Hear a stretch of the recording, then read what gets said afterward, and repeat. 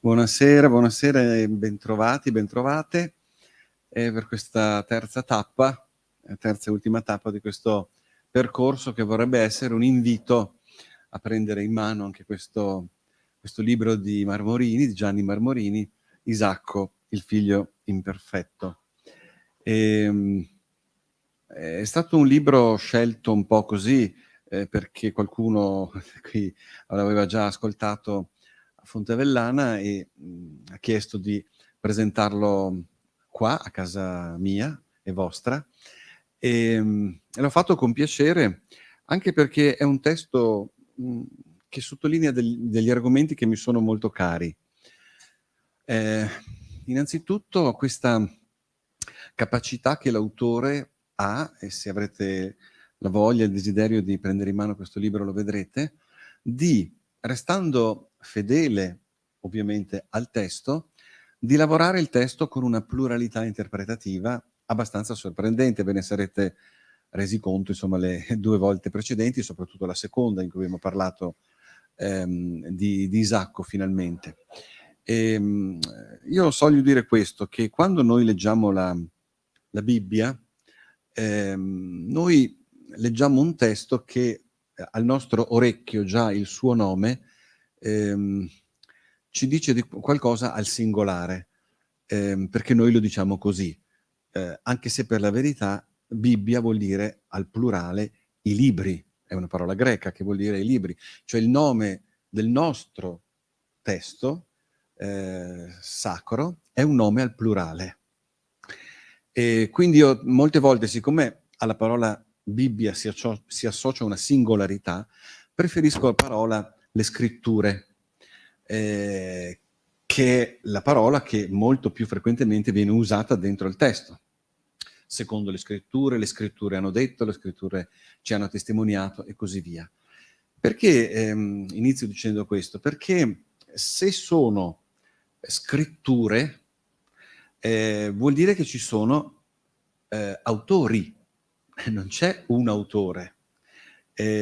La Bibbia, le scritture, è una biblioteca, cioè una raccolta di libri che narrano l'esperienza che l'uomo fa di Dio. Noi sappiamo bene tutti, credo insomma, che la Bibbia, le scritture non sono dettate dall'alto, sono ispirate. E quindi quello che noi ascoltiamo nei testi è ciò che l'autore ha vissuto dell'esperienza di Dio e lo racconta mettendola in comunione con tutti quelli che lo leggeranno e lo ascolteranno. E come ricordo sempre, credo forse di averlo detto anche la prima volta, la parola di Dio non si legge, la parola di Dio si ascolta. Il testo si legge, ma la parola di Dio si ascolta. La parola di Dio non è la scrittura. La parola di Dio è quella relazione spirituale che nasce all'interno di ogni anima, di ogni uomo e di ogni donna, all'ascolto di quella parola proclamata. E allora questa pluralità, già nella sua composizione, è anche una pluralità nella sua recezione, perché ognuno di noi raccoglie dal testo biblico quello che il suo cuore e la sua anima in quel momento è capace, disponibile e pronto ad accogliere. Non vi sembri strano? Non è una relativizzazione del testo, è una personalizzazione del testo, perché ogni testo biblico, io sono abituato sempre a usare questa espressione, non parla a tutti, parla a ciascuno. E voi mi direte è la stessa cosa. No, perché tutti è una globalità, ciascuno è ognuno di noi qui dentro. E questa è la forza straordinaria delle scritture. Un testo scritto per un popolo e per più popoli, ma rivolto ad ogni singola persona. Questo è tanto vero che anche all'interno della scrittura stessa, questo lo si può proprio notare. Quelle che noi a volte consideriamo delle contraddizioni e che raccogliamo a volte anche con una certa difficoltà. Non sono contraddizioni, sono le visioni e le esperienze di Dio diverse che ci vengono raccontate dagli autori dei diversi libri di cui è composto questa biblioteca spirituale. Vi faccio un esempio intrabiblico, così sia chiaro che non è che lo dico io, è proprio dentro il testo, classicissimo, ma che a volte, come più volte ho detto, passa inosservato se non ci si ferma con attenzione. Pensate a quando Gesù riceve la sollecitazione a mostrare per davvero fino in fondo chi è, facendo un segno forte. Mostraci un segno, dacci un segno. E Gesù risponde spazientito, ma proprio spazientito, dice: questa generazione che pensa in maniera tortuosa, malvagia, strana, questa generazione, questa gente non capisce, chiede un segno, ma ce n'è uno solo di segno, dice, ed è il segno di Giona. Questo è quello che dice Gesù. I due evangelisti che riportano questa affermazione di Gesù, che sono Matteo e Luca, però fin qui raccontano la vicenda nella stessa maniera, come ve l'ho riassunta io. I due evangelisti poi dicono due cose diverse, perché nel Vangelo di Matteo questa generazione tortuosa e perversa non avrà nessun altro segno se non il segno di Giona, punto. Infatti, come Giona stette 3 giorni nel ventre del pesce, così il figlio dell'uomo starà 3 giorni nella terra, eccetera, eccetera. Quindi per Matteo, nella versione di Matteo, il segno di Giona che cos'è? La Pasqua di Cristo. Poi se andiamo a guardare lo stesso episodio nel Vangelo di Luca, questa generazione tortuosa e perversa non avrà nessun altro segno, cerca un segno, ma non le sarà dato nessun altro segno se non il segno di Giona. Infatti, come il popolo di Ninive si convertì alla predicazione di Giona? Ma come? Ma non aveva detto quell'altra roba Gesù? E invece Luca scrive così: come Ninive si convertì, così questa generazione si convertirà. Per il Vangelo di Luca, per Luca, il segno di Giona è la conversione degli uomini. Chi ha ragione? Chi dice il falso? Che cosa ha detto veramente Gesù? Le interpretazioni concordiste a tutti i costi dicono che Gesù ha detto entrambe le cose, ma uno ne ha riassunta una e uno ne ha riassunta un'altra. Ma non è vero. È l'esperienza di Dio che Matteo trascrive e che Luca trascrive. Molto semplicemente, per gli ascoltatori del Vangelo di Matteo, che sono cristiani che vengono dall'ebraismo, è necessario assolutamente capire che la risurrezione c'è. Che c'è la risurrezione dei corpi, che c'è la risurrezione delle anime e che questo è stato l'uomo di Nazareth a mostrarlo e a indicare quel cammino. Per un cristiano che viene dall'ebraismo è fondamentale, perché il mondo ebraico non automaticamente crede alla risurrezione. Quindi quell'uomo di Nazareth lì è proprio Dio, se risorge. Luca scrive a cristiani che provengono dalla religione, dalla cultura pagana, che della risurrezione non gliene può fregare di meno. Ma il mondo pagano, la religione pagana, che cosa crede? Crede nel destino, ovvero in tutto ciò che è stabilito che tu non puoi assolutamente modificare. Quindi è inutile che tu ti comporti bene o male, tanto quello è il fatto, il destino. E allora Luca dice no, guardate che c'è la conversione e che l'uomo può cambiare radicalmente dentro di sé. Un cristiano che viene dal mondo pagano dice eccezionale questa cosa. Un cristiano che viene dal mondo ebraico dice eccezionale quell'altra. Gesù ha detto tutto e niente. Gesù ha detto quello che poi l'uno e l'altro hanno trascritto secondo quello che più profondamente aveva operato nel suo cuore e che era utile per i suoi interlocutori. Piccolissimo esempio, ecco, lasciamo stare il Vangelo, torniamo a noi. Quanti personaggi, questo era solo per farvi capire come l'interpretazione oggettiva e univoca della Bibbia è una ciofega e soprattutto è violenza. Perché Dio ha parlato perché ogni cuore lo possa ascoltare nella sua profondità. E ogni cuore è unico. Le scritture ci presentano l'antieroe per eccellenza quasi sempre. A cominciare dal Figlio di Dio, che è il Figlio di Dio e che muore in croce, e che viene sconfitto, e che umanamente non vale nulla.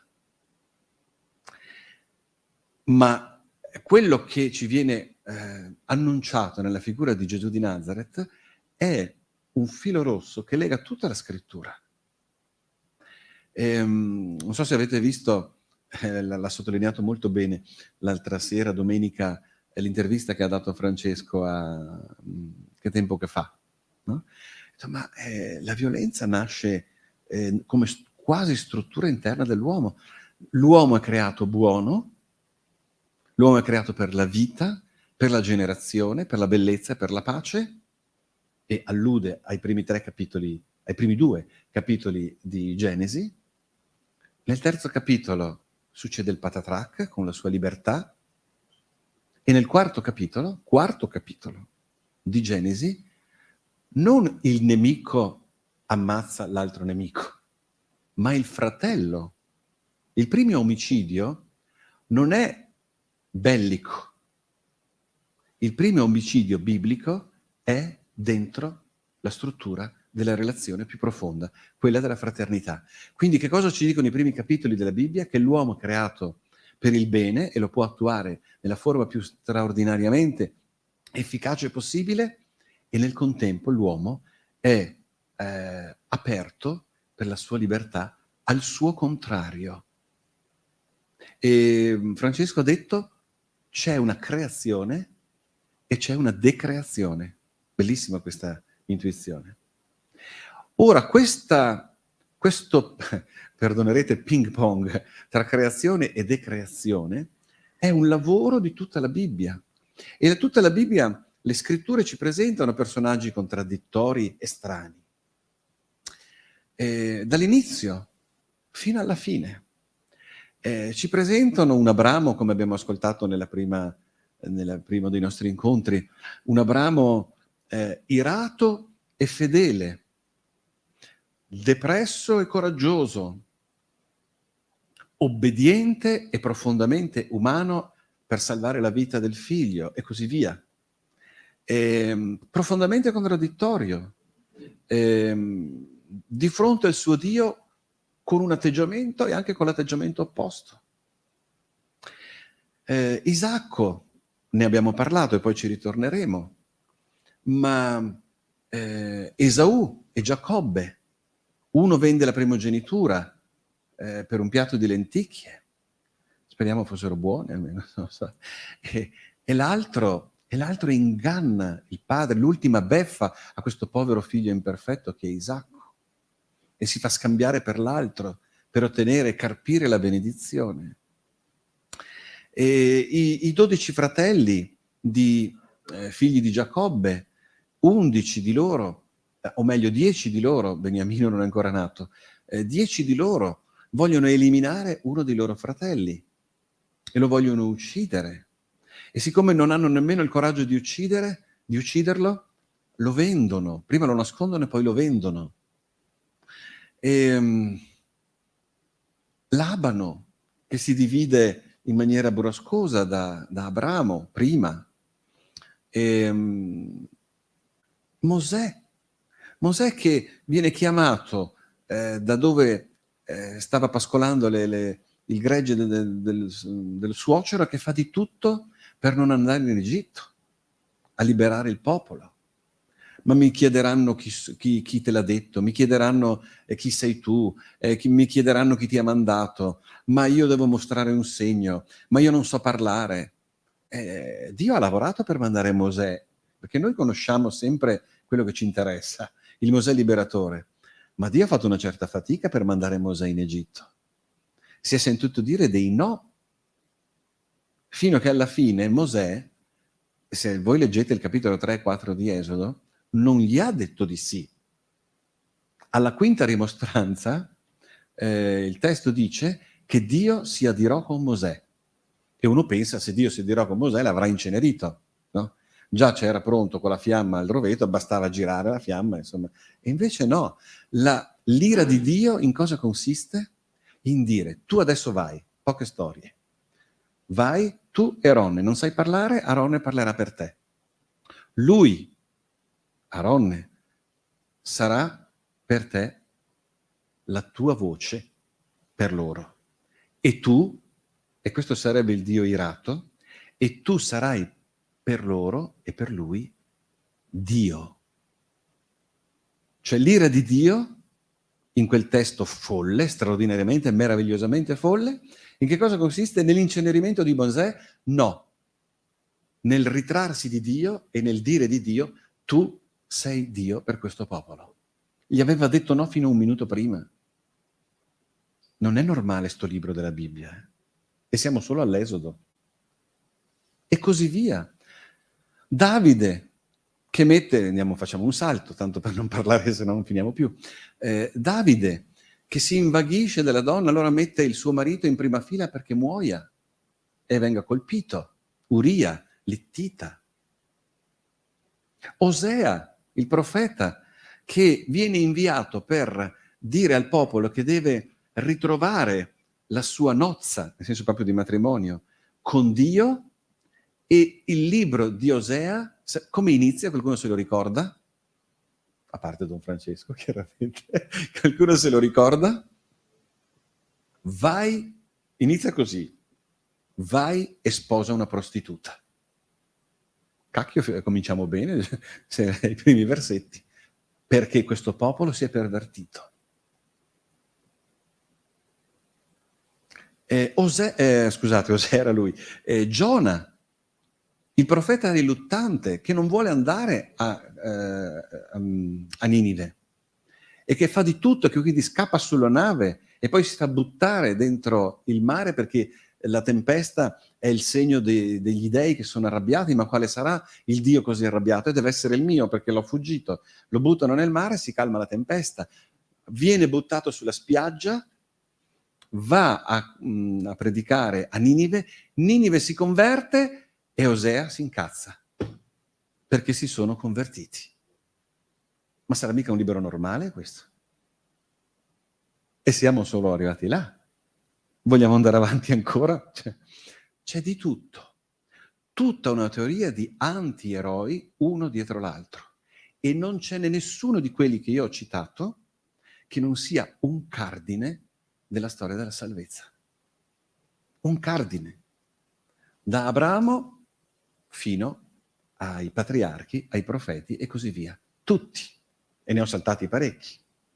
Gesù che chiama un uomo che è pescatore, lo mette a capo di un gruppo che sarà il gruppo di base, insomma, il consiglio pastorale, non come potremmo dire, che sarà un gruppo di base e che va per l'evangelizzazione. E il capo che cosa fa? Di fronte alla paura e all'angoscia dice: io non lo conosco, non l'ho mai visto. E Gesù che cosa fa? Gli conferma la guida della Chiesa. Ma anche Gesù, un po', tanto a posto non era neanche lui, per fortuna. E colui che lo consegna, che lo spinge fino in fondo perché che lui in qualche maniera faccia questa rivoluzione, inizi questa lotta, lo zelota, Giuda, che consegna Gesù, ma lo consegna, non è il traditore, è colui che lo consegna. I testi parlano chiaro, ma noi abbiamo sempre bisogno di giudicare qualcuno, perché giudicandolo e mettendolo lì, siamo liberi noi. Ci sono meccanismi di psicologia spirituale straordinari in certe condanne. Abbiamo bisogno, no, del colpevole, così non siamo colpevoli noi, perché questo è il punto poi. No, Gesù lo consegna, come lo consegni tu e come lo consegno io. Giuda ha tanti figli, come Pietro ha tanti figli, come Gesù ha tanti figli, e siamo sempre quelli, sono gli stessi figli. Questo è leggere le scritture, fratelli, sorelle mie. È comprendere come Dio si è presentato nel mondo con gli anti-eroi. Uno degli anti-eroi per eccellenza è sto povero Isacco. Isacco, come abbiamo Non so, io credo che qualcuno di voi sia rimasto abbastanza sconcertato, soprattutto la seconda volta, ma Isacco ha una vita che, se noi la leggessimo con il metro della nostra valutazione umana, è una vita che non dirà e non dice niente a nessuno. E invece è un uomo che fa svoltare la storia dei patriarchi. La fa svoltare. Isacco, se ci pensate, vi ricordate, no? Nasce nella maniera avventurosa in cui nasce. Viene considerato, Sara dice che chi penserà a lei che ha partorito la deriderà e lui sarà il deriso. Ismaele gli passa davanti. Sposerà Rebecca solo perché gli è arrivata, gli è stato imposto, e perché quando è arrivata ha visto i cammelli invece che Rebecca. Rebecca certamente non è particolarmente attaccata a lui, ma è attaccata ai figli e soprattutto a un figlio. E in punto di morte, come dicevo prima, la benedizione, cioè la trasmissione di tutto ciò che è lui, perché questa è la grande benedizione dei padri verso i figli nella Bibbia, la benedizione che lui dà, ovvero ciò che consegna di sé alla storia, è ottenuta con un inganno e non è quello che vorrebbe. Cioè, nato nella sfiga, morto nella sfiga più totale. Eppure la Bibbia coraggiosamente ce la presenta come un cardine. Se andate a leggere con pazienza i capitoli che riguardano Isacco, voi vedete che rispetto a suo padre, il padre ha avuto dei dialoghi molto forti, abbiamo visto la prima volta, Abramo con Dio. Nella struttura del racconto di Isacco, Isacco e Dio non dialogano mai. Non dialogano mai. Il loro rapporto non è messo in evidenza. Mai. Solo si parla di una preghiera di Isacco per Rebecca, perché possa avere figli. E anche lì dissociata da se stesso. Abramo fa la stessa preghiera di avere figli, ma per avere lui la discendenza. Non perché ce l'abbia Sara. A lui gli interessa che venga da Sara perché sia la sua. Isacco, il poveraccio, pensa a Rebecca, che non lo guarda. Non ho pensato guarda, ecco, c'è la TV, non possiamo dire tutto, che non lo guarda manco di striscio. Ecco, il verbo è un altro. Questa è la struttura di Isacco. Eppure il testo scommette su di lui. L'unica volta che Isacco rompe un lunghissimo, assordante silenzio nel racconto che lo riguarda è quando è? Quando è? Quando è che Isacco parla e che dice qualcosa di importante? Quando capisce che il padre, secondo il mito del racconto, lo vuole sacrificare. Una vita nata per derisione, consegnata, che potrebbe essere consegnata all'insignificanza e alla morte, perché si sacrifica un animale e non si sacrifica un uomo. E qui c'è dietro tutto un altro discorso di carattere di antropologia culturale molto interessante. Lo dico solo tra parentesi, ma non è quello che mi interessa. Quel racconto dice come il popolo ebraico ha capito, e in questo è straordinario quel popolo, che Dio non può volere la morte per dare la vita, come ho già detto. E ha capito che il sacrificio umano non si fa. Questa è una delle grandezze del popolo ebraico, e il mito, il racconto di Abramo, di Isacco, dell'angelo e dell'offerta sta a dire questo. Ma nella narrazione in sé, un personaggio la cui nascita è circondata dal riso e dalla derisione, e la cui possibile morte è circondata dall'indifferenza, perché meglio lui un ariete o un montone per placare questo Dio.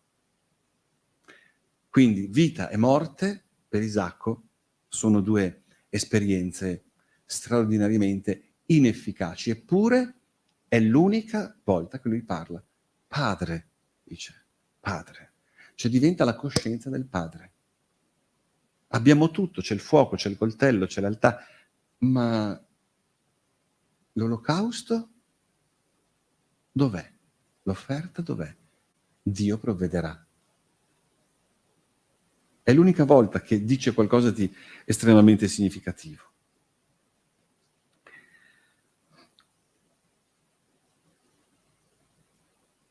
A un certo punto Isacco, verso la fine della sua vita, dice,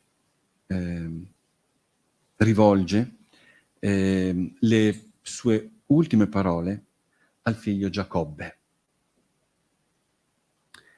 che esprimono tutto l'amore, scrive Gianni Marmorini, e le speranze di un padre per il figlio, malgrado quello che è successo.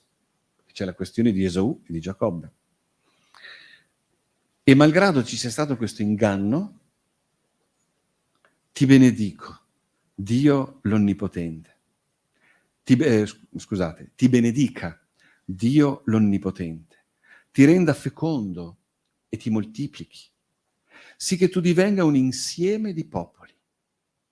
Conceda la benedizione di Abramo a te e alla tua discendenza, con te, perché tu possieda la terra che Dio ha dato ad Abramo, dove tu sei stato forestiero.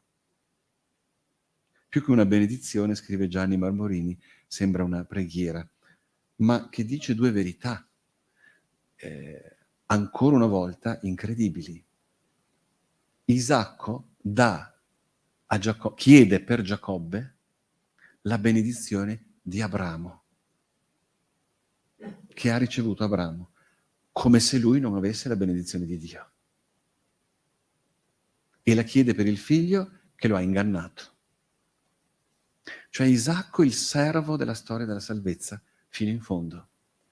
E qui si comincia a capire come proprio questa sua straordinaria, incomprensibile fragilità è la sua potenza più forte. È perché è così. È l'unico patriarca, questo lo sottolineavo l'altra volta, è l'unico patriarca che quando sposa una donna si dice che, vi ricordate? Amò Rebecca. Perché i poveracci sanno amare, gli altri no. E lì si capisce come gli autori biblici, in silenzio, quasi con un segreto nascosto fra le righe, ci cominciano a dire come stanno le cose. Non sarà mica un caso che il sacrificio di Cristo è associato in prefigurazione al mancato sacrificio di Isacco. Ci avete mai pensato? Come mai? Quanti sacrifici ci sono nell'Antico Testamento? Avvenuti, fra l'altro. Ma di uno solo si dice che è una prefigurazione. Quello non avvenuto, quello di Isacco. E qui si comincia a capire come gli scrittori biblici hanno il coraggio di raccontare una storia folle di potenza della fragilità e di portarla fino in fondo e di farcela capire poi pian piano fra le righe. La benedizione di Abramo, la terra che ha dato a lui. E notate che Isacco non dice tu riceva la benedizione data, dico almeno questo, data a mio padre Abramo. No, ne parla come di un estraneo. Lui è fuori. È fuori. La benedizione di Abramo, ma di mio padre. No, non lo dice. Non lo dice. Un passo indietro per avere un cuore avanti. Questa dovrebbe essere sempre la postura vera, scritturistica ed evangelica.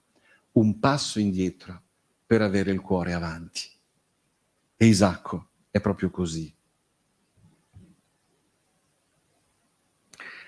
Insomma, questo uomo pieno di difetti, di sfortuna, di oblio.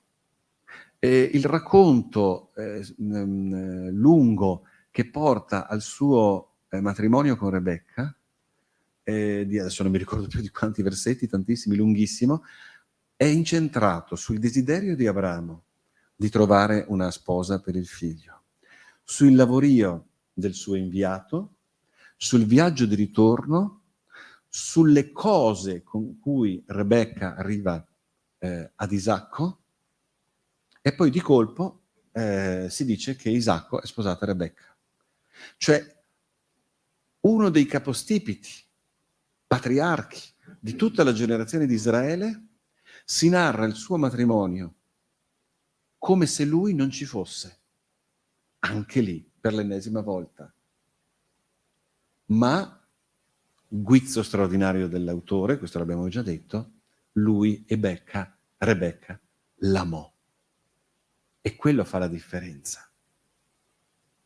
E tutti coloro che lui incontra, compresi i figli che lo imbrogliano, e a cui dà la benedizione, che abbiamo appena detto, sono davanti a quest'uomo che hanno o disprezzato, o dimenticato, o semplicemente non visto, perché una delle cose più terribili è non essere visti, non essere visti.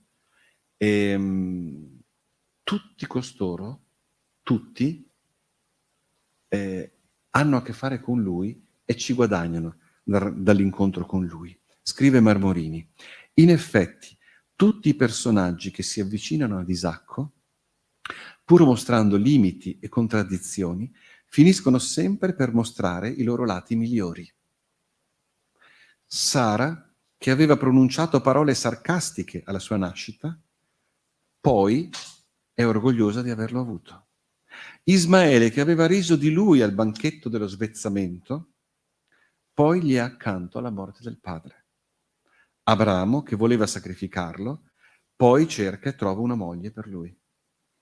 Rebecca lo gestisce, ma da lui viene amata. Qui è bellissima anche proprio la frase di Marmorini. Rebecca lo gestisce, cioè è un oggetto, ma da lui viene amata. Lei è una persona. Esaù, uomo selvatico, gli è obbediente e lo rispetta, rimandando la vendetta nei confronti del fratello. E così via. Cioè gli uomini limitati, sembra dirci il testo, sono quelli che hanno il respiro, gli occhi e il cuore per superare tutte le avversità. Sono quelli più forti, perché la loro fragilità è la loro ricchezza. La loro apertura è il loro tesoro e il loro cuore è oro puro. E si è addirittura ipotizzato dagli studi più recenti che si appoggiano ai midrashim, cioè ai racconti ebraici antichi, che Isacco sia disceso dal monte del sacrificio, di quello che doveva essere il sacrificio, indenne nel corpo, ma non nello spirito. Cioè un figlio che va e che sale quel monte sapendo di non essere nessuno e che si ritrova in cima al monte immaginando che chi gli ha dato la vita sia anche chi gli dà la morte. E ne torna giù distrutto nell'animo. È un'interpretazione un po' troppo psicologizzante per i miei gusti, anche se a me piace la lettura psicologica, però è molto interessante. E invece i Midrashim lo mettono al centro e dicono che probabilmente Isacco, per come è raccontato, non solo il deriso, ma anche colui che ride sempre, no? Come un cretino, come un minorato, sia in fondo un figlio imperfetto perché è un figlio, come diremmo oggi, disabile. Non è capace di imporsi, non è capace di tenere in mano la sua vita, non è in fondo capace di fare nulla. ma proprio per questa sua povertà diventa il luogo proprio fisico, antropologico, dove Dio abita e dove Dio si fa conoscere. E che questa sua fragilità sia esattamente la culla dove poi Dio ha operato.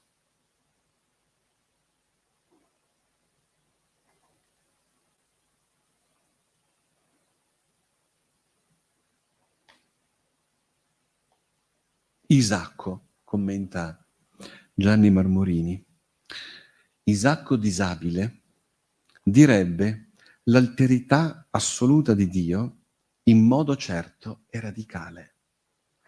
Io ho iniziato questo nostro incontro facendo tutto quell'elenco di personaggi biblici, no? Che sono personaggi anti-eroi, ma che sono anche personaggi, potremmo dire, non religiosi come noi intendiamo la religione. La religione ha i suoi eroi, ha i suoi santi, ha i suoi martiri, ha tutti questi grandi uomini e tutte queste grandi donne straordinari. La religione. Le scritture molto meno. La mia domanda allora è questa, che mi rendo conto sia un po' forte, ma da questo punto di vista c'è da chiedersi se le scritture c'entrano con la religione. Io avrei anche una risposta che forse avete intuito, ma per il momento non la do. Ma sta di fatto che la religione nostra e le religioni si presentano come delle strutture dottrinali, morali e parenetiche assolutamente solide, solidissime. Peccato che le scritture non sembrano proprio indicare che dovrebbe nascere questo da questa storia. Cammini sicuri, chiari, dottrine, dogmi, regole, morali. Noi siamo arrivati a dire, e ahimè ufficialmente è ancora così, che c'è qualcuno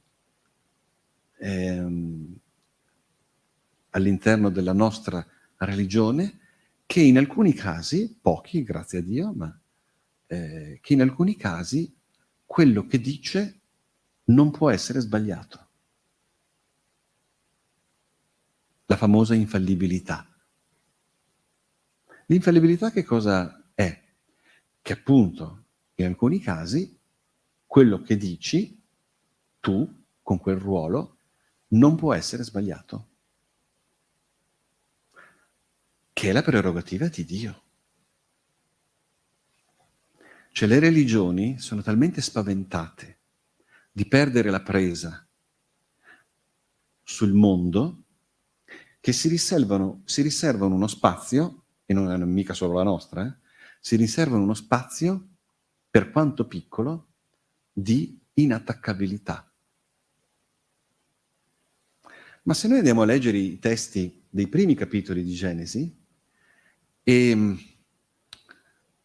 leggiamo il mito antropologico-teologico del serpente e del giardino, ci rendiamo conto che in quel mito si dice che l'uomo, l'essere umano, si allontana da Dio perché? Perché mangia dell'albero della conoscenza del bene e del male. Cosa vuol dire mangiare? Cioè che porta dentro di sé la capacità di decidere il bene e il male e di dichiararlo.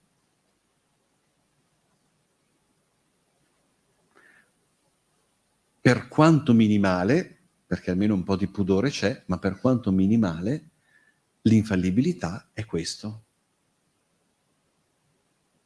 Quindi io mi prendo la responsabilità di quello che dico, ma l'infallibilità, il principio di infallibilità, è proprio l'esempio plastico del peccato originale, diventato dogma. Ma di cosa stiamo parlando? Ma dov'è Isacco? Dove sono tutti gli altri? In una religione che ha il coraggio di dire ancora una roba del genere e di costruire le sue dottrine attraverso dogmi che non si possono discutere. Tra l'altro, alcuni di essi anche abbastanza discutibili per la verità. Una parentesi, tanto per sorridere, un cardinale americano con un bellissimo humor English disse a proposito dell'infallibilità, la dichiarazione sentite, questo è proprio British, la dichiarazione del principio di infallibilità è la dimostrazione più evidente che è possibile sbagliare, che è molto British da questo punto di vista. Ma è il peccato originale. Questo è il punto.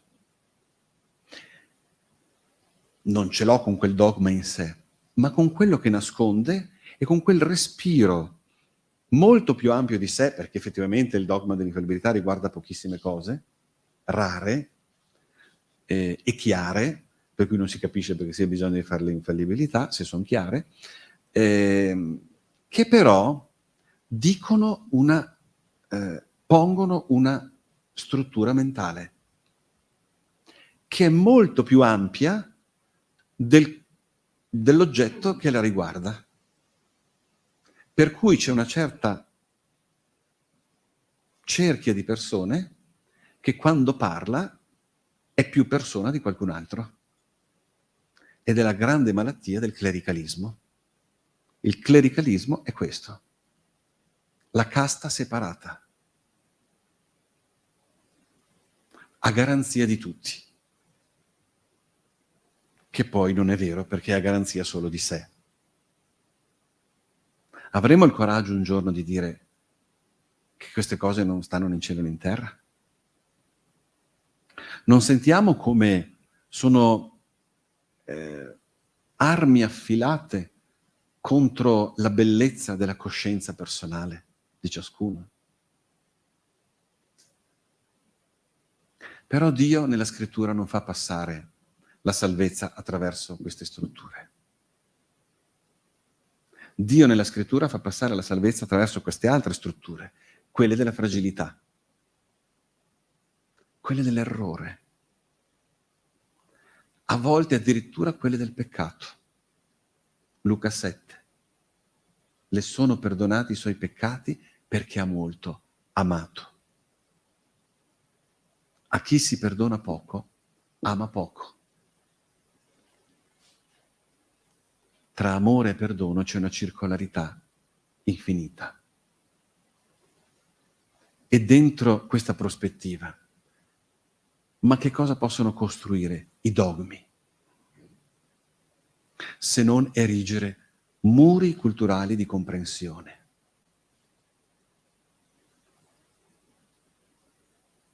Non sono questioni solo di teologia queste, sono questioni di dignità dell'uomo e dignità del credente.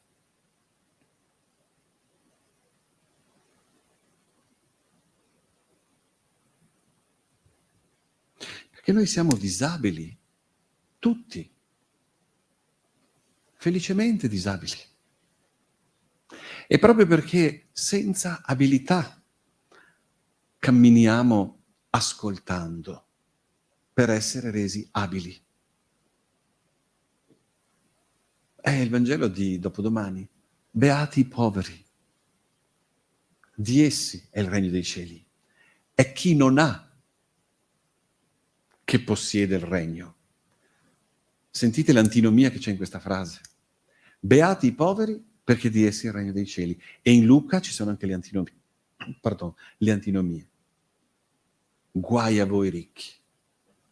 Guai a voi che avete tutto in denaro, tutto in palazzi, tutto in potere, tutto in pensieri, che siete compiuti, che siete perfetti, che siete infallibili. Perché siete già morti. Non avete più niente da costruire.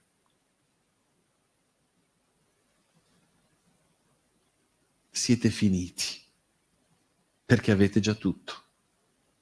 Beati i poveri, beati quelli senza capacità, beati i disabili, beati i peccatori e tutti quelli che hanno bisogno di farsi accompagnare nel cammino della vita. Beati quelli. Sono quelli che possiedono il regno di Dio.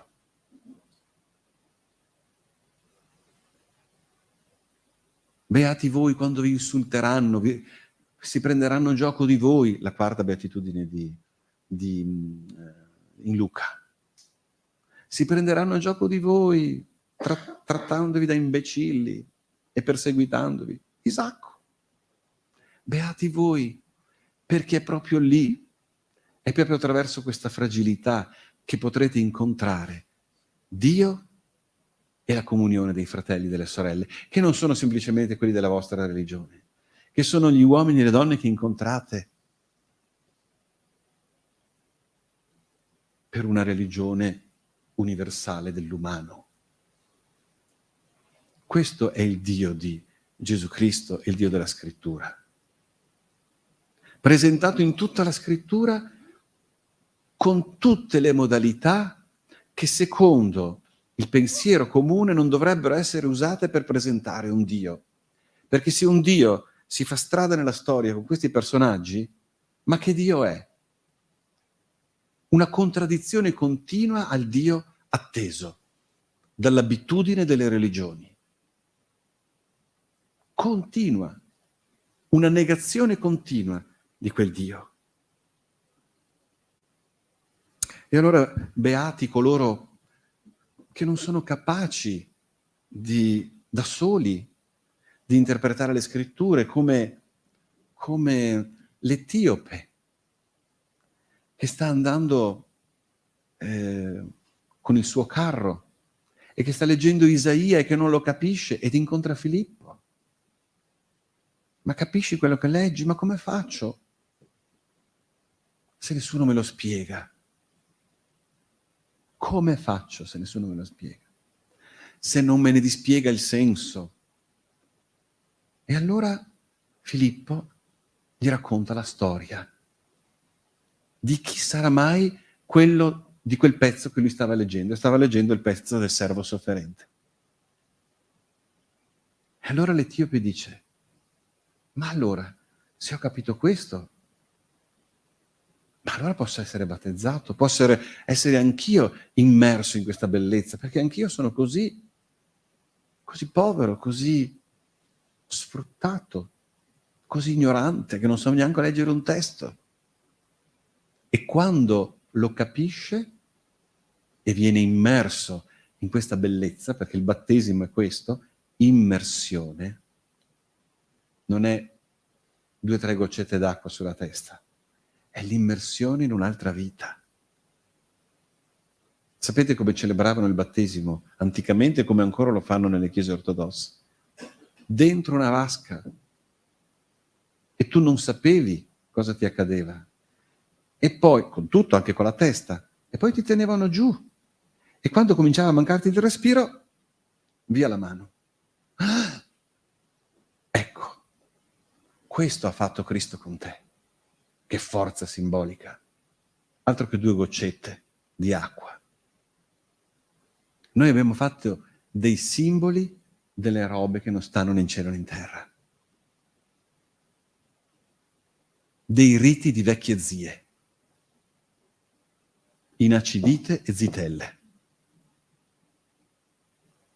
E invece no, dentro l'acqua. E devi pensare che stai morendo perché cazzarola non ti tirano più su. Questo è il battesimo, l'immersione. E allora l'Etiope dice: ma io stavo morendo non sapendo. Capite come i testi vanno letti dentro questa simbolica? Se no sembrano di piccoli miracoli o di piccoli testi esortativi. L'Etiope a un certo punto dice: ma non è possibile. Io fino a questo momento stavo morendo e non me ne accorgevo. Mettimi dentro a questo mondo, per favore. Questo è quello che gli dice quando gli dice: vorrei essere battezzato. Non semplicemente mettimi nel Giordano, mettimi dentro e tirami su. Vuol dire, ascoltando te, mi sono reso conto che pensavo di essere vivo ed ero morto. Ma quanti, anche dentro la religione, pensano di essere vivi o pensiamo di essere vivi e siamo morti? E ci vuole qualcuno che ce lo dica, che abbiamo rischiato brutto. Ma siccome non siamo compiuti, non siamo perfetti, non siamo ricchi, siamo anche un po' inabilitati, abbiamo la fortuna di incontrare la grazia di Dio e la fraternità degli uomini. E allora cominciamo veramente a respirare. Così in quello che conosciamo, così in quello che facciamo, così in quello che agiamo per noi e per gli altri. Questo a livello personale. Proviamo a trasferire tutto questo a livello di un corpo sociale. Proviamo a pensare al mondo, a quel mondo che pensa di essere vivo e che invece è abbastanza morto. Proviamo a pensare al nostro mondo occidentale, convinto di essere immortale. È bastata una roba grande come non so se c'è qualche scienziato qua, come un nulla, e ha messo in crisi un mondo. Abbiamo visto la morte in faccia. E soprattutto, io lo dico anche per me, non è che io sto qua, c'è solo sto tavolo per caso perché è comodo, ma io potrei essere seduto là. E che cosa ci è successo? Che noi che siamo nella religione e che sapevamo tutto, poco o tanto, un giorno o più giorni o meno giorni a seconda di chi siamo, ma ce la siamo fatti sotto. Tutti quanti qua, tutti. Ce la siamo fatta sotto. Il mondo occidentale. Bello il mondo occidentale. Ricco che sa tutto e che può tutto. È bastato sta robetta e ci ha messo in ginocchio. È stata una grande lezione di umiltà. Non so se lo dicevo la prima volta, non mi ricordo, ma mi colpì, perché avevo cominciato su questo valore della fragilità, mi colpì molto qualche mese dopo l'inizio della pandemia, un articolo apparso su Internazionale, che è un giornale che raccoglie i migliori articoli dei giornali del mondo tradotti in italiano. Quindi è proprio un giornale, insomma, di un certo livello. E c'era un bellissimo articolo scritto a più mani da un gruppo di intellettuali africani, dell'Africa nera, quindi della parte centrale e sud dell'Africa, dove anche c'è stato il Covid. E come anche. Noi non l'abbiamo visto perché non vediamo a 5 centimetri dal nostro naso, ma loro l'hanno visto e come. Ma quello che è interessante è come l'hanno vissuto.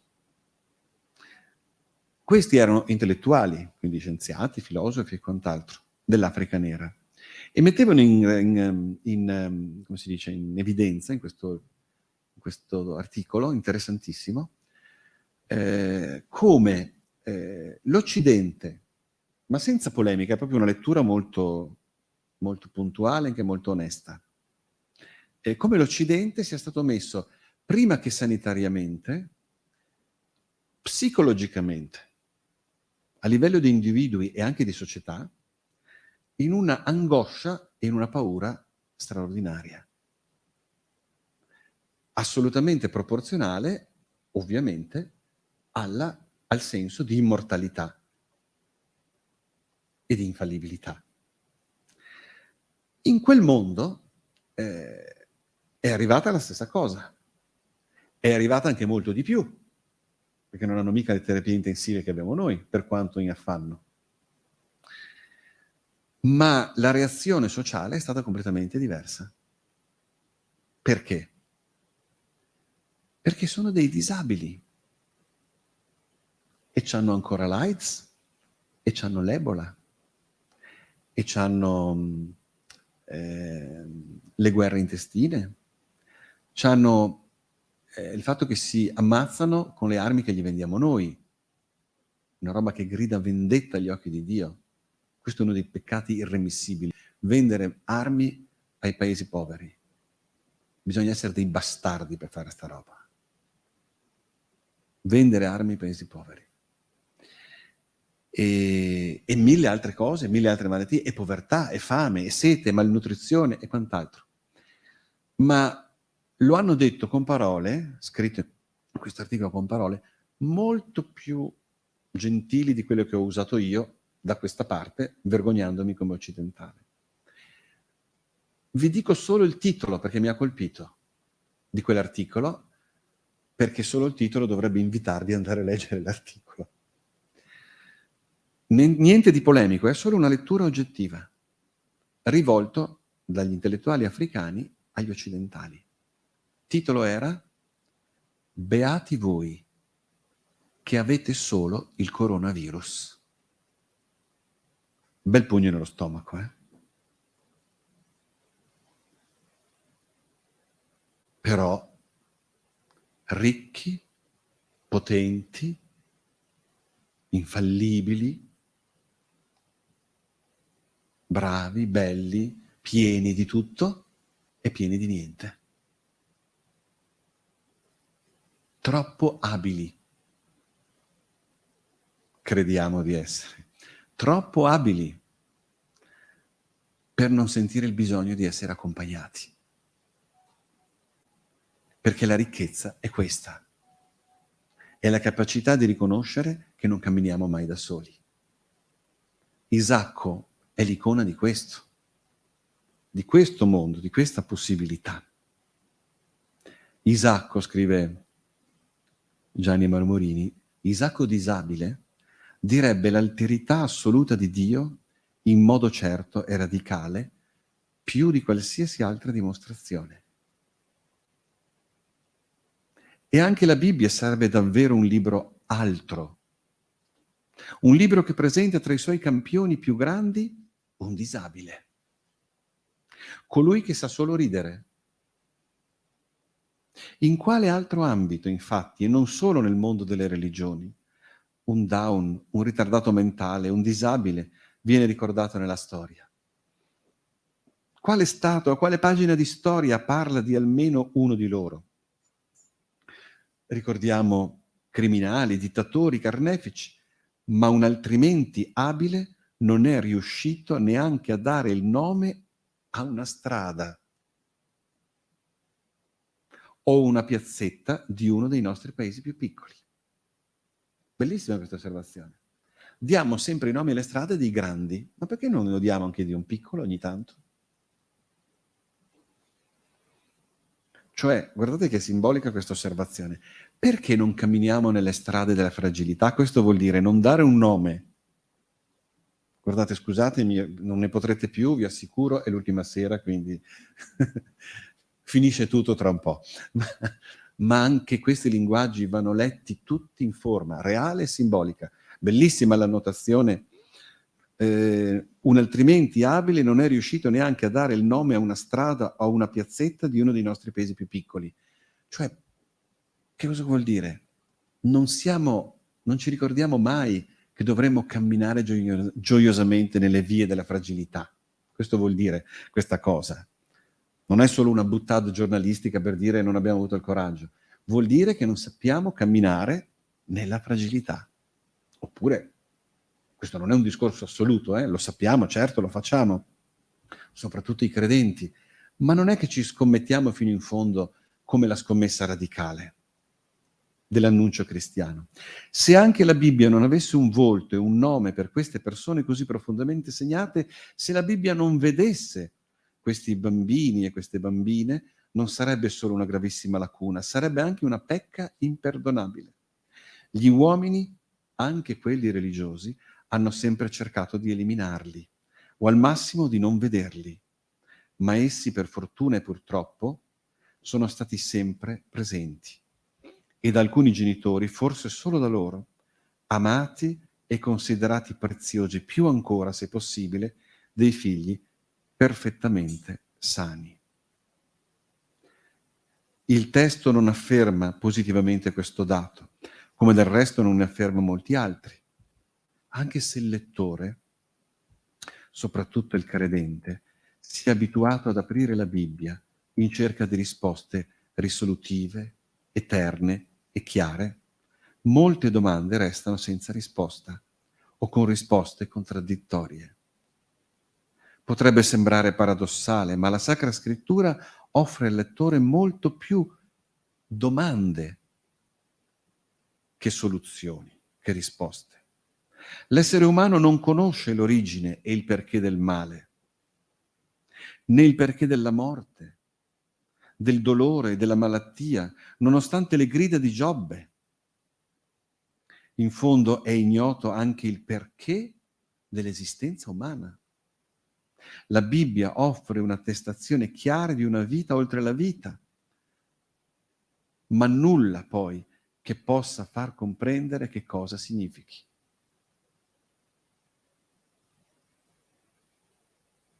Cioè la Bibbia è un libro aperto e la rivelazione, come rivelazione di Dio, certo è compiuta, ma non è finita. Perché un giorno Gesù disse molto chiaramente: voi farete le opere che io faccio, ma ne farete anche di più grandi. E a me questa affermazione mi ha sempre toccato moltissimo. Ma com'è possibile fare delle opere più grandi di Lui? È chiaro che non si tratta di opere più grandi di dimensione, ma più compiute.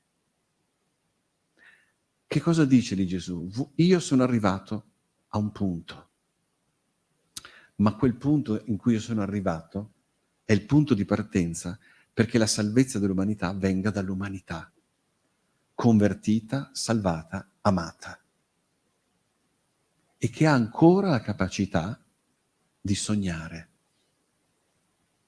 Perché se ha tutte le risposte, non può più sognare. E se non può più bella sto refuso, sognare, suonare, e se non può più sognare, non sa più verso dove andare. Sogna solo chi qualcosa gli manca. E chi sogna deve sempre restare vivo, perché è chi sogna che dà una speranza al mondo. I grandi uomini e le grandi donne che hanno fatto la storia l'hanno fatta perché hanno sognato. E se hanno sognato era perché quello che sognavano ancora non c'era e quindi mancava, e quindi parlavano di una umanità disabile, felicemente disabile, incompiuta. E l'augurio che ci dovremmo tutti fare nel nome di Isacco è proprio quello di avere la capacità di sognare. Per cui vorrei chiudere con questi versi. Fai bei sogni, amico mio. Prepara un piatto fumante. Raccogli un mazzo di fiori. Scegline 2, uno per te, uno per me. Fai lunghi sogni, amico mio. Raccontati storie segrete. Riempi di memoria il deserto e irrigalo, perché tu ne beva e io con te. Fai sogni preziosi, amico mio. Conquista città antiche. Prepara pane al popolo festante, anche le briciole. In fila seguirà tracce di riscatto.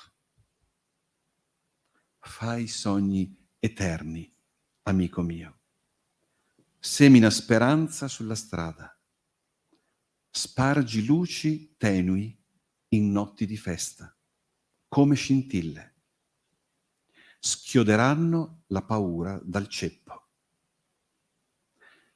Non cessare mai il sogno e non morire. Ti prego.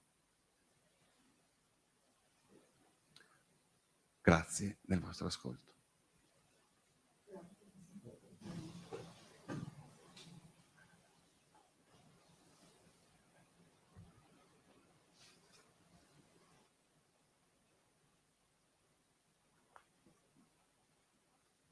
Ah, sì.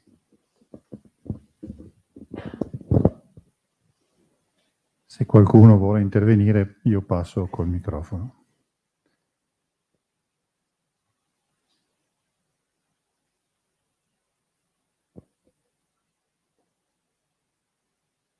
No, vabbè, volevo solo sapere di chi è l'ultima cosa che hai letto, scusami.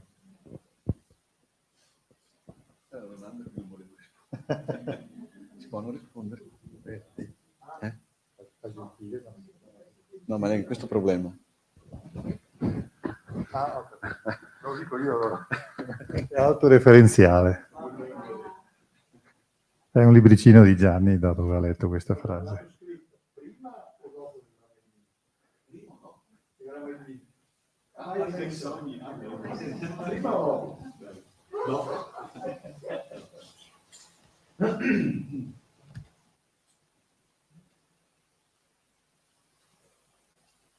Vorrei proporre io 3 riflessioni, visto che l'altra volta non ho detto niente, mi sentivo un po' avvantaggiato, visto che a settembre avevamo già fatto un incontro su Isacco.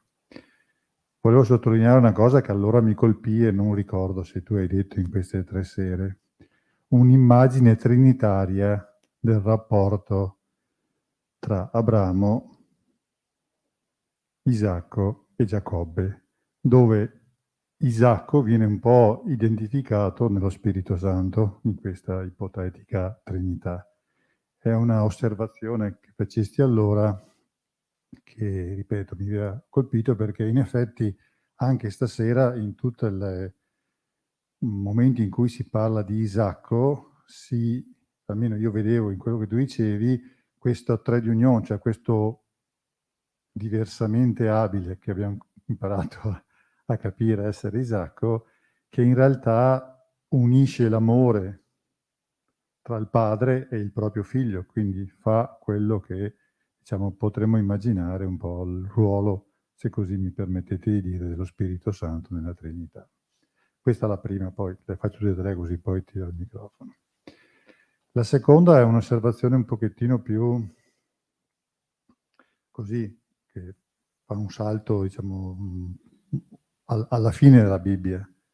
In Apocalisse, forse perché mi ha appena fatto un corso biblico chi ha partecipato a Valleviane, e proprio ieri sera, diciamo, l'ultima lettera alle 7 chiese, l'Odicea se non ricordo male, parla di quella difficoltà delle comunità e quindi un po' anche singole di riconoscere di avere tutto e perché sia tutto non avere niente. Cioè quell'osservazione che dicevo prima, la nostra civiltà occidentale che si sente onnipotente, molto superba, questa era la definizione, se non ricordo male, data all'Odicea, e quindi se nessuno ti fa fermare e guardare un po' con un'altra ottica, tu sei convinto di avere tutto e stare bene, invece stai, come dicevi tu prima, stai andando a sbattere contro un muro, sei un poveraccio e tutto quanto. Quindi un po' la riflessione che ci porta ai giorni nostri. Quindi questa riflessione in cui l'approccio alla scrittura, come dicevi tu prima, è l'approccio fondamentale per che se noi leggiamo la scrittura e riusciamo a interpretarla, ovvio che abbiamo bisogno di un Filippo, okay? O più di uno, ma se riusciamo a interpretarla ci accorgiamo continuamente che la scrittura ci parla anche se è stata scritta 2000 anni fa o 3000 anni fa, a seconda dei libri a cui noi ci avviciniamo. Quindi in sostanza, volevo riabilitare il discorso che dicevi tu prima, noi a quasi 60 anni dal Concilio, benché ci sia stato l'invito a leggere la scrittura, probabilmente siamo ancora un pochettino orfani di questa abitudine e soprattutto orfani di quell'ascolto di cui parlavi all'inizio. Mi è molto piaciuta quella osservazione: la scrittura si ascolta, pur leggendola, ma si ascolta. È una dimensione che si fatica a fare, perché ovviamente il nostro approccio occidentale è: leggo la scrittura per capire cosa c'è scritto e non per ascoltare quello che mi può trasmettere. Quindi è un'interpretazione di cui dobbiamo avere timore, nel senso vero della parola timore, non paura, ma a cui dobbiamo comunque tendere. Questo credo sia uno degli aspetti che dovrebbe, diciamo, un po' riqualificare la Chiesa moderna. Ecco. La terza la dico. Sì, parto da questa seconda dicendo molto semplicemente, quando facciamo la liturgia delle ore in monastero, voi se avete mai partecipato insomma a qualche preghiera dei monaci, ci sono due cori, no? Uno da una parte, uno dall'altra, c'è un cantore e i due cori alternativamente cantano le strofe dei salmi o dei cantici. Io personalmente da un buon tempo a questa parte, e come si fa? Si tiene in mano il libro dei salmi, no? Con la musica segnata, il cantore inizia e il coro dove c'è il cantore canta quella strofa e il coro davanti canta l'altra e così via, no? Normalmente io fino a un certo punto della mia vita monastica seguivo il testo leggendo sul libro, sul salterio. E poi mi sono detto che per quanto poco, se io leggo quando l'altro coro canta, quando canto io, se non mi ricordo tutte le parole, è logico che leggo, no? Ma quando canta l'altro coro, se io leggo comunque, una parte della mia attenzione è data dalla pagina e dalle parole scritte, e una parte, anche se pur piccola, della mia attenzione non ascolta il canto dell'altro coro come un annuncio. Per cui io in genere, lo faccio io, dopo ho visto che comincia a farlo anche qualcun altro, faccio molta ginnastica con la testa quando cantiamo, perché quando canto la mia parte leggo, almeno che non me la ricordi a mente. E quando cantano gli altri, io non leggo sotto. Guardo l'altro coro, oppure lo guardo, semplicemente alzo la testa e chiudo gli occhi, perché lo voglio ascoltare. Non lo voglio ascoltare leggendolo. Sono piccole cose, ma a me questo mi aiuta molto. Cioè io per intero, al 100%, ascolto la voce di quelli che stanno cantando e che stanno cantando la parola di Dio, perché i salmi sono parola di Dio e i cantici anche. Ecco, l'ascolto è primario.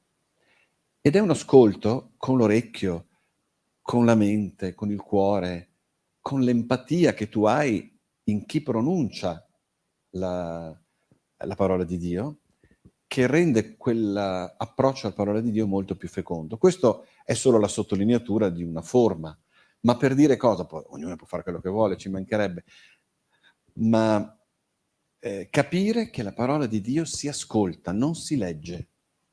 Io sono molto rigoroso anche nel mio modo di predicare, perché non dico mai, fratelli, la parola di Dio che abbiamo appena letto. Non ci penso proprio. La parola di Dio che abbiamo appena ascoltato. Perché la parola di Dio, la scrittura si legge, ma la parola di Dio si ascolta. La scrittura è un testo. La parola di Dio è un evento che esce da quel testo e che mi riguarda. Quindi questo è fondamentale. Qual è il primo comandamento? Non dei 10, il primo. Quando lo scriba dice a Gesù, qual è il primo dei comandamenti? Gesù cosa risponde? Il primo è questo, 2 punti.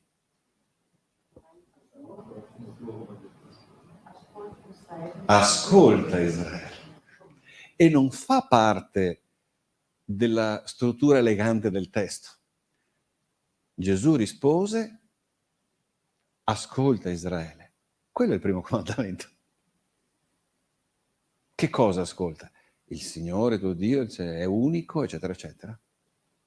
Ma il primo comandamento è l'ascolto. E lo dice il testo. Vedete come siamo disabituati? Dai, coraggio, fra 5 minuti è finita. Ve lo dico per l'ennesima volta. Attenzione nella lettura. Questa è una piccolezza, è nulla, eppure cambia lo sguardo. Il primo comandamento è ascoltare. Cioè il primo comandamento non è fare qualcosa, è non farlo. E stare attenti a quello che fa quell'altro, che in quel caso sta parlando. Capite che anche la pastorale è un'altra cosa, vista da questo lato. Evangelii Gaudium ha un numero imprecisato che non mi ricordo, che è l'esortazione apostolica di Francesco sulla evangelizzazione. Scrive a un certo punto che l'evangelizzazione inizia non quando uno predica, ma quando uno ascolta. È esattamente il frutto di questa intuizione. Scrive Francesco, la prima forma dell'evangelizzazione è ascoltare l'altro. E dopo questo ascolto, e lì è tutta la delicatezza dell'uomo, sentite la delicatezza di queste parole, dopo aver ascoltato, virgola, se sembra il caso, si può concludere l'incontro con una preghiera. Se sembra il caso. Perché quello che dovevi fare l'hai già fatto, hai ascoltato e ascoltando hai già evangelizzato. Perché il portare il Vangelo nella vita delle persone, per prima cosa vuol dire le persone non sono sole perché sanno di essere ascoltate. Ecco da dove nasce l'idea del sinodo. Quindi tutta la lunga storia che faremo di questo sinodo, di questi incontri, di questo scambiarci, è solo l'inizio, coraggio, è solo l'inizio dell'evangelizzazione. Ascoltarsi reciprocamente e non dare per scontato le cose mai. Perché ogni volta che tu incontri una persona, anche la stessa, la incontri in un altro momento della sua vita. E lei ti incontra in un altro momento della tua vita. Altro che il pensiero liquido di Bauman. Qui c'è molto di più. C'è l'impermanenza delle idee, ma la permanenza delle relazioni. E a volte noi abbiamo fatto esattamente il contrario. Facendo permanere le idee, abbiamo reso impermanenti le relazioni perché le abbiamo sottomesse alle idee. Sentite che è un ribaltamento di prospettiva, no? Ecco perché le due domande sono molto legate, anche se non sembra. Ecco perché il disabile fa da tramite, perché è amore. Ed è per quello che viene associato alla figura dello Spirito, perché è nella Trinità il Padre e il Figlio e le mette in collegamento, ma come i patriarchi, che sono sempre ricordati in tre, quando si parla di Dio e dei patriarchi. Il Dio di Abramo, il Dio di Isacco, il Dio di Giacobbe. Attenzione, non sembra una sottigliezza, ma non lo è. Non il Dio di Abramo, di Isacco e di Giacobbe. No. Il Dio di Abramo, il Dio di Isacco, il Dio di Giacobbe. Sono tre relazioni distinte. E proprio perché sono distinte e piene, possono entrare in correlazione fra di loro. E Isacco è in mezzo fra il padre, Abramo, e il figlio che lo ha imbrogliato. Il padre che lo voleva sacrificare e quindi lo voleva portare inizialmente alla morte, e il figlio che ha preso la sua benedizione di vita che lui voleva dare a un altro. Questa povertà di Isacco è la sua grandezza, ma è data da che cosa? Dal suo amore. dà la benedizione a Giacobbe, prega per Rebecca e la ama.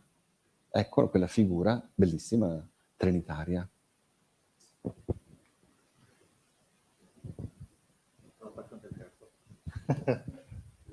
La terza era sull'imperfezione. Isacco ci porta ad accettarci come imperfetti.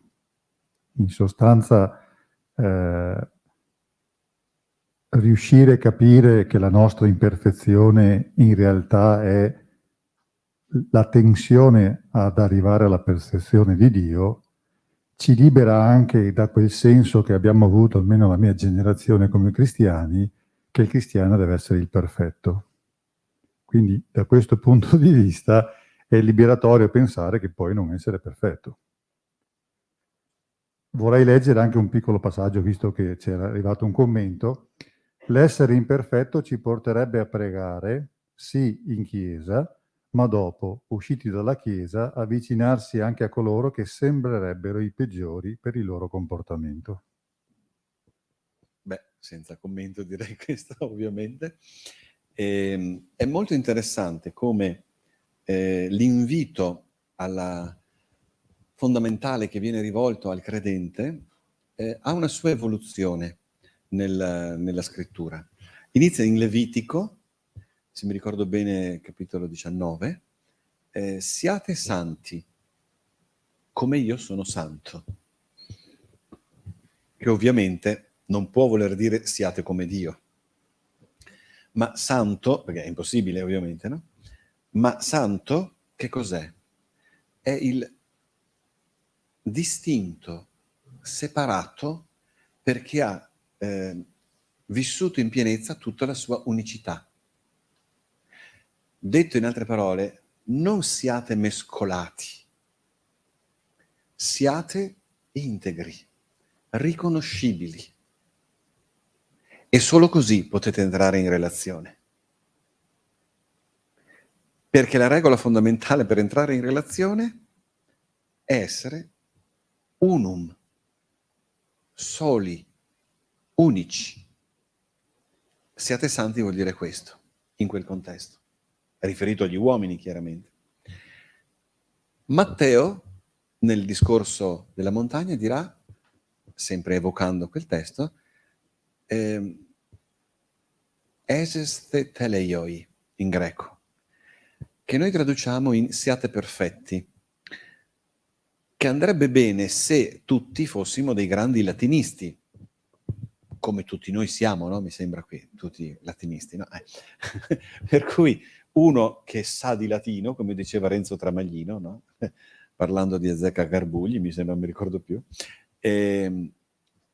uno che sa di latino sa che perfectus non è una notazione morale, è una notazione esistenziale, cioè essere completi.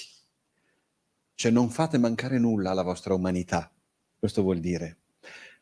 Quindi tradurlo siate perfetti è un po' azzardato, anche perché dà il messaggio, appunto, dà quell'altro messaggio. Ma non c'entra niente la perfezione morale. Gesù non voleva quella. Siate compiuti, siate unificati, che è l'evoluzione del siate unici. Luca porta a compimento il percorso, la parabola. Perché cosa vuol dire? Cosa si intende per essere unici e essere compiuti? Saper vivere in profondità l'amore di Dio. Siate misericordiosi, come il Padre vostro è misericordioso. Questa è la storia. Siate santi, siate compiuti, siate misericordiosi. Ecco, questo è possibile solo in chi cammina, cioè in chi sa che c'è una trasformazione da fare proprio perché non è compiuto. Ed è l'amore, la misericordia, il vero compimento di tutto, che per sua natura, come dice Paolo in Corinti 13, tutto porta, tutto tiene. Non tutto sopporta, che dà sempre un'idea di quanta fatica si fa. No, no, tutto porta, cioè è talmente forte che non c'è niente che lo può schiacciare. E quel testo di, scusate quest'ultima annotazione esegetica, ma è molto interessante, quel testo di Paolo, prima Corinti capitolo 13, utilizza 2 volte il termine, più o meno tradotto così, pazienza. Solo che una volta usa un termine greco e una volta ne usa un altro, e c'è come un'evoluzione. Perché il termine greco, uno dei 2 termini greci che Paolo utilizza lì è hypomone. Hypo vuol dire stare sotto in greco. Ipotermia, è quella sotto, no? Mi pare. Ecco. Monè vuol dire, è un verbo mane che vuol dire rimanere. Cioè rimanere sotto e tenere su. Cioè essere una sorta di forza che tiene anche le avversità, che non si lascia schiacciare. Ma dopo tutta l'evoluzione, ma nell'evoluzione della terminologia, la pazienza diventa la macrotimia, che è un'altra cosa. Macro vuol dire grande, timia è l'onore, il rispetto e l'amore dato a Dio e agli uomini. Cioè diventare grandemente donne e uomini d'amore. Bellissimo. Un capitolo fra 2 pazienze. La capacità di reggere e la capacità di prendere tutto dentro una vita d'amore. Quel capitolo è una roba spettacolare.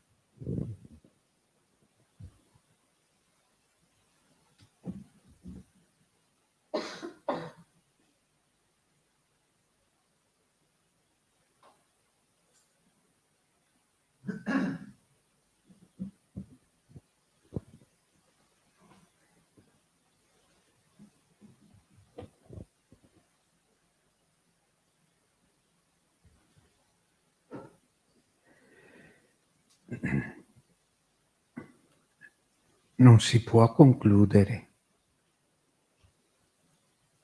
Di solito quando abbiamo fatto 3 incontri e al terzo incontro non è né concluso né finito, ma io sono sinceramente convinto che attraverso la comunicazione di Gianni, la parola ascoltata crea. Perché l'ascolto reale, concreto, umano,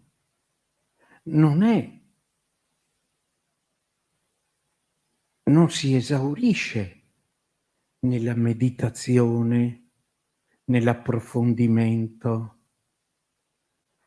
se volete anche nella preghiera, perché la parola suscita preghiera. Ma se la parola non arriva alla vita e me la cambia, non ho ascoltato. E questa è la bella, grande speranza, ecco, che ci tiene attaccati all'ascolto della parola di Dio. Perché se c'è una possibilità, e stasera abbiamo sentito alcune provocazioni, se c'è una possibilità di purificazione, se c'è una possibilità di conversione, come discepoli di Gesù, c'è questa possibilità, si può concretizzare, può diventare realtà, se la parola che ascoltiamo tocca e trasforma, cambia il nostro cuore, la nostra vita. Ed è quello che dovremmo sempre chiedere al Signore gli uni per gli altri.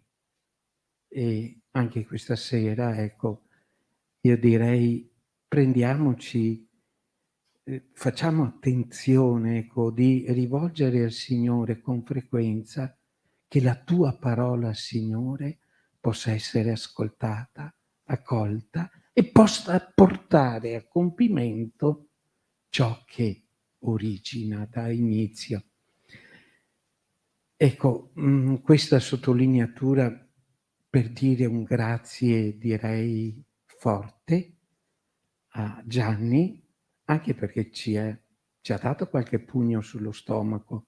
Io almeno penso di aver bloccato la digestione stasera.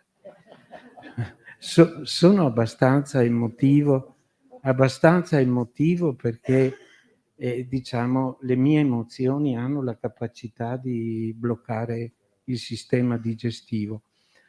Ma ha avuto dei passaggi sull'esperienza di vita cristiana, sì, diciamo, ce li ha buttati addosso con una certa intensità, però vedete, quando anche il sinodo perché si fa? Perché c'è una conversione profonda da vivere dentro l'esperienza cristiana. E se accogliamo anche questa parola che ci viene attraverso l'esperienza di Isacco, non possiamo dire che siamo discepoli della parola. Perché? Dove sono i piccoli, i poveri nelle nostre comunità? Non sto parlando di economia, sto parlando, richiamando la parola di Dio.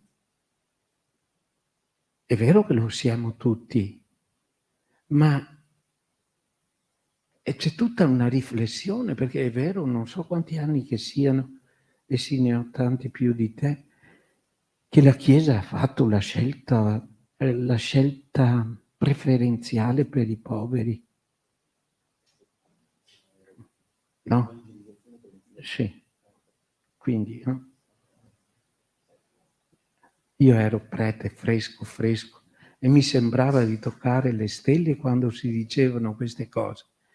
A distanza di tanti anni rimane ancora una parola di Dio che chiede di essere ascoltata e incarnata. Perché facciamo una fatica enorme. Scusate, faccio una fatica enorme. E allora ci affidiamo alla preghiera di quest'uomo di Dio, che dedica anche tanto tempo per stare col Signore più di noi, ma ecco, portaci nel tuo cuore, ecco, e chiedi al Signore, aiuta quei miei poveri paesani, a fare esperienza forte, bella, profonda di un ascolto della parola che porta a compimento. Ogni tanto la Nadia ci fa cantare, no? Come la pioggia e la neve scendono giù dal cielo, così. Grazie.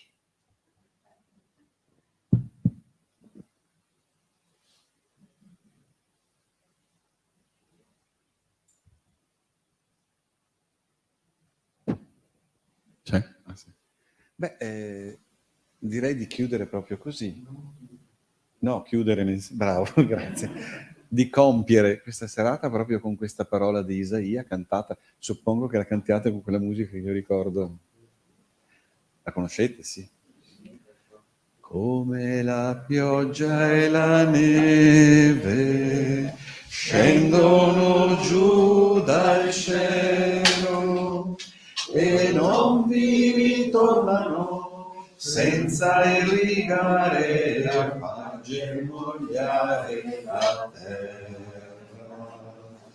Così ogni mia parola non ritornerà a me, senza desidero, senza aver compiuto ciò per cui l'avevo mandata. Ogni mia parola. Buon cammino a tutti e grazie di cuore. Una piccola comunicazione di servizio. Chi desidera, sabato prossimo, non domani, c'è una serata di canto e preghiera in chiesa il 19 di febbraio, e sempre col Green Pass chi vuol partecipare, e comunque sì, casomai manderò una mail o un messaggino a tutti quanti. Se qualcuno desidera, uscendo, può anche acquistare il volumetto che abbiamo realizzato, o meglio, che l'architetto che ha diretto i lavori ha realizzato per il restauro della chiesa, se qualcuno di quelli proprio sarà. È un buon volume con tutti i lavori fatti nella nostra chiesa recentissimo. Grazie a tutti e speriamo alla prossima.